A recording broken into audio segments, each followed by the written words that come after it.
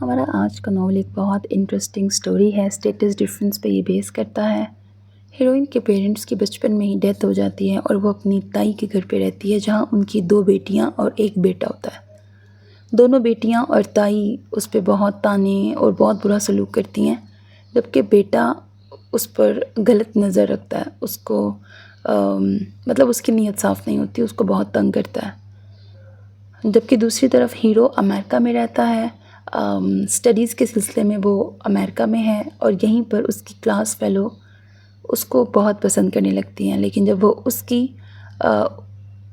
उसको कोई लिफ्ट नहीं करवाता तो वो उसके पीछे पाकिस्तान आकर उस पर इल्ज़ाम लगाती है, झूठा इल्ज़ाम।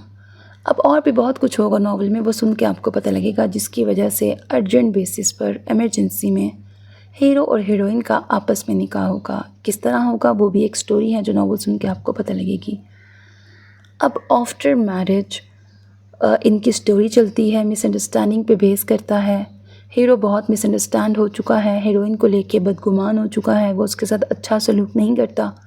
अब आगे स्टोरी किस तरह से ट्विस्ट एंड टर्न्स आएंगे स्टोरी में। नॉवल की ऑफ कोर्स हैप्पी एंडिंग है, यकीनन आपको नॉवल पसंद आएगा। अल्लाह हाफ़िज़।